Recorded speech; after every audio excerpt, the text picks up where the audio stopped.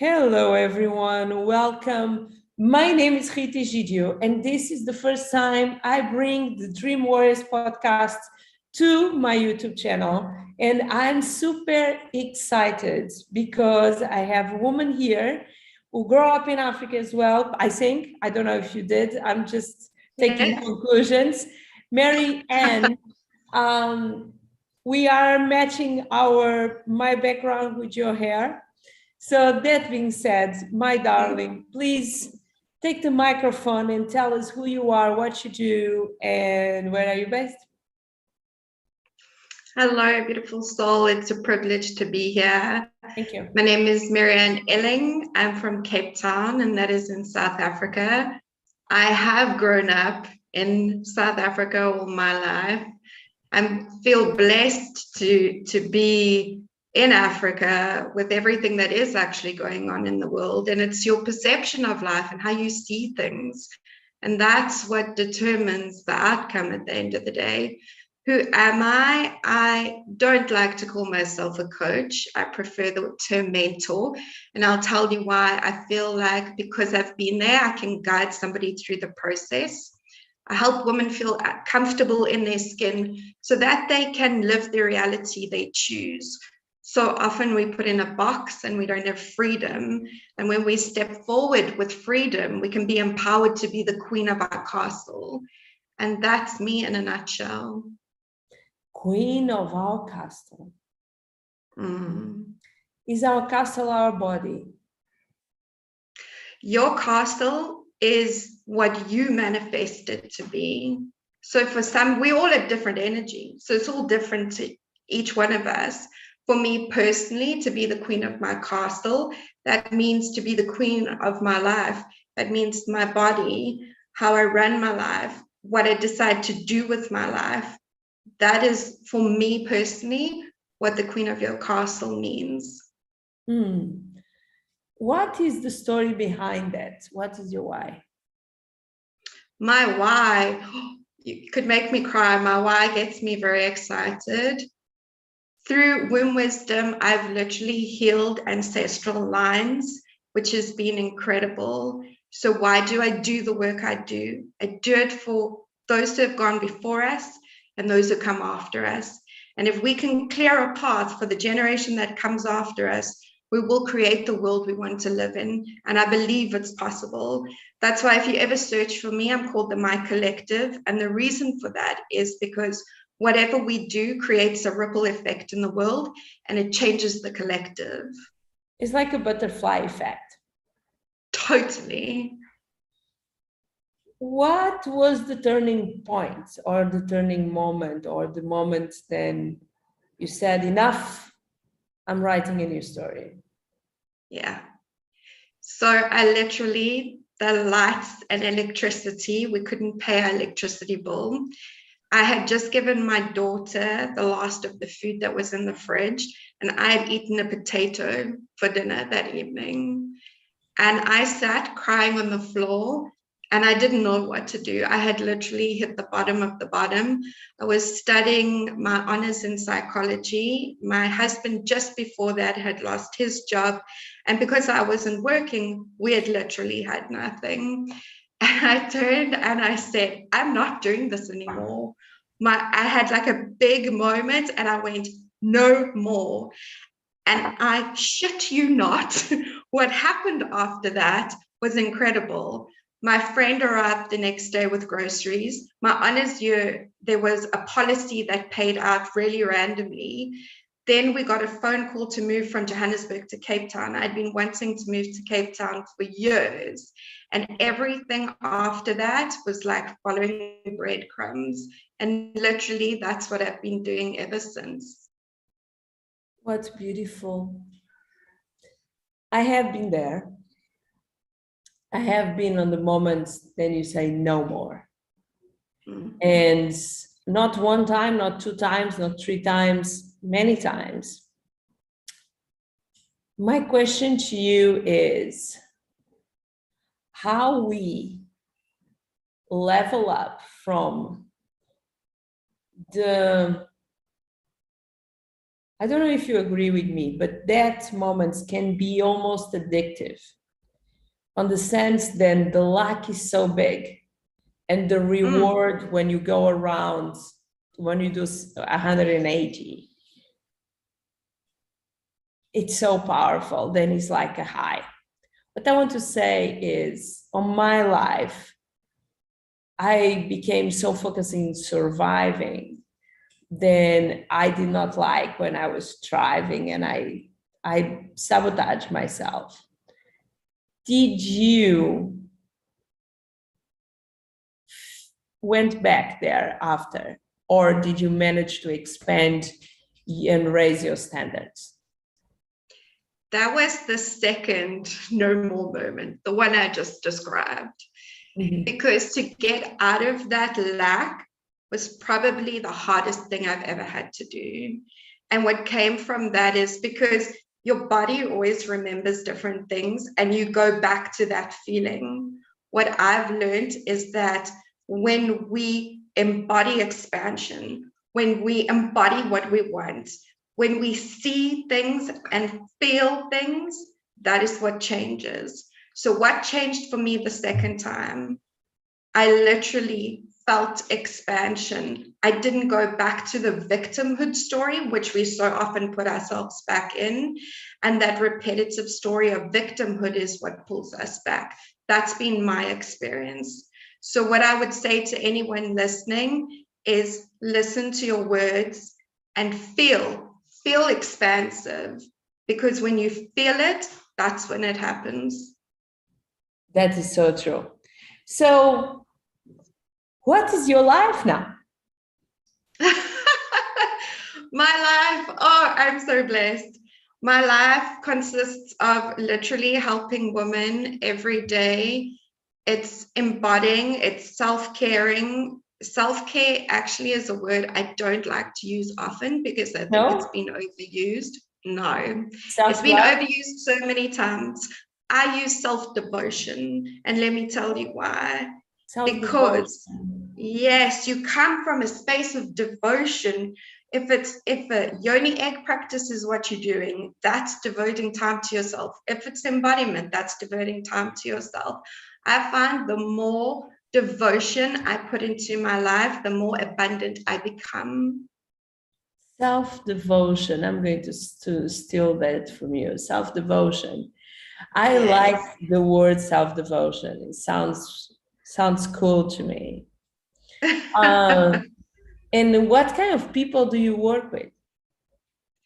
So I work with my old self.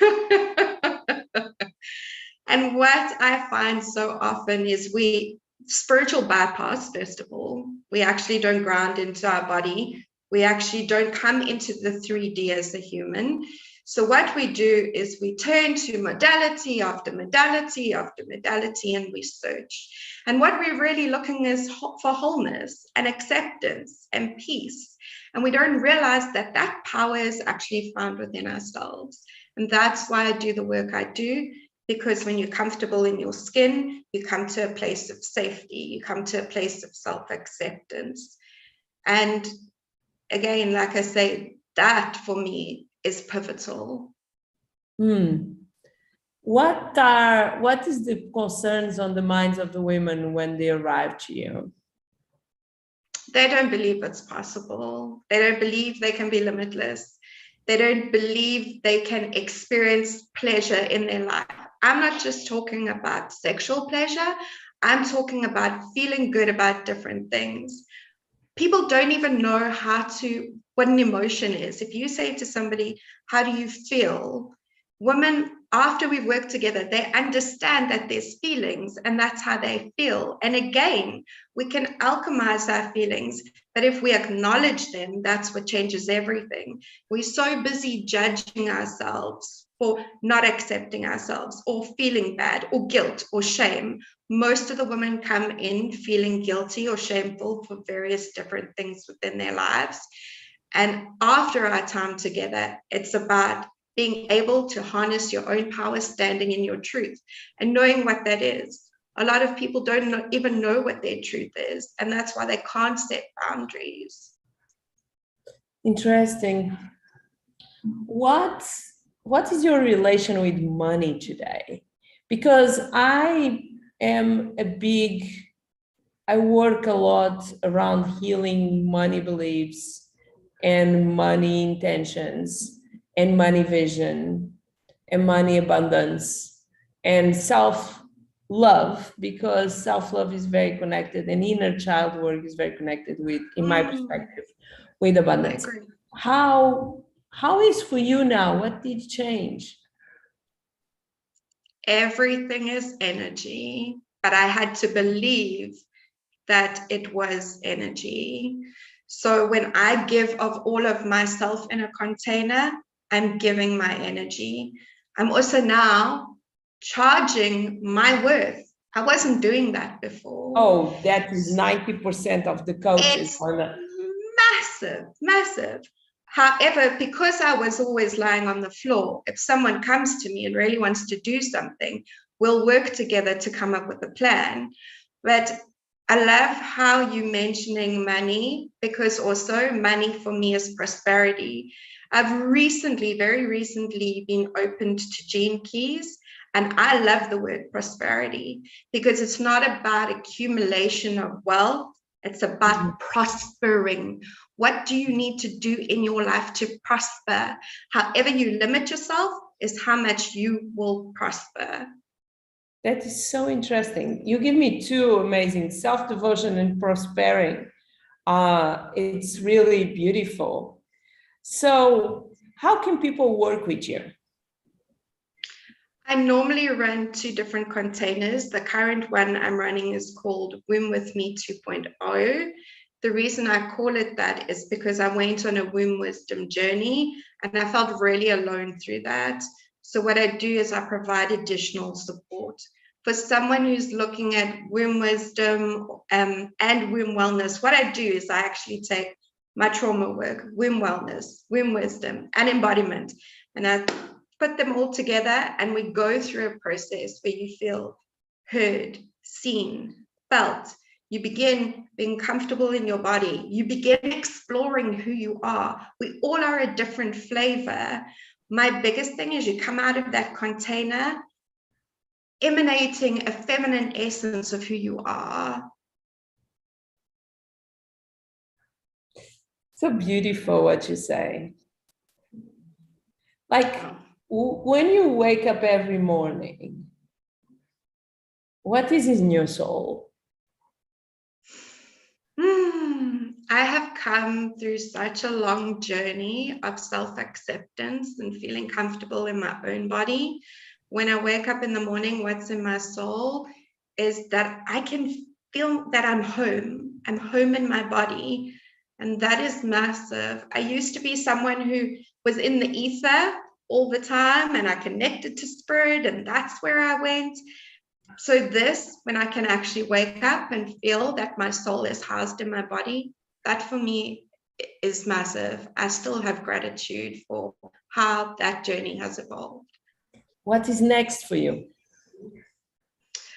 What is next? I'm busy following the breadcrumbs.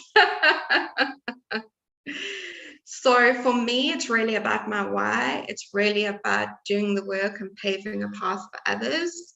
I used to have bigger visions, but I think this is the biggest because this is serving the collective, this is serving humanity.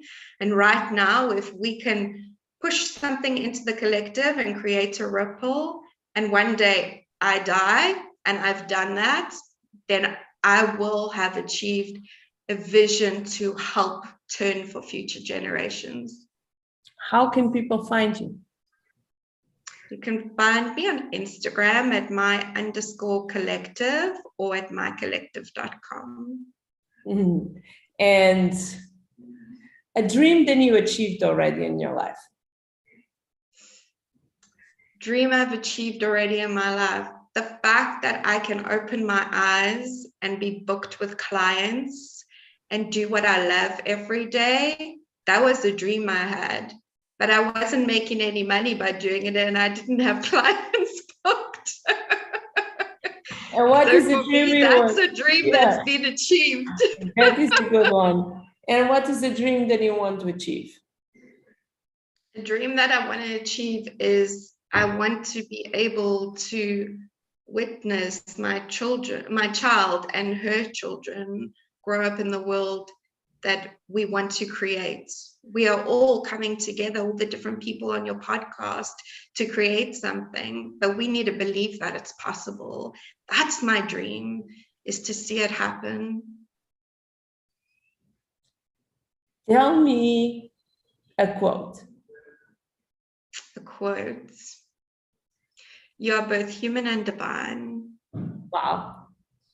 And the message to your younger self when you were laying down on the ground crying. Go get it, girl. There's so much coming for you. Nice. And why should people listen to this podcast? People should listen to this podcast because you sit with an energy and an essence and a heart that is open to help the world. And I'm sitting here telling you it's possible to feel yourself in your body. So why wouldn't you want to watch this podcast? I need to say I love your hair. I love the color Thank of your you. hair. It's beautiful. It was a pleasure to have you here. I'm going to say bye to you properly. Guys, thank you so much for this first podcast on YouTube. I'm excited. Thank you so much for being here with us. Please don't forget to subscribe, comment, and share. We are Dream Warriors looking to expand dreams and live your dreams and make it happen. Thank you so much, MaryAnn. It was a pleasure. I see you guys on the next one. Don't forget,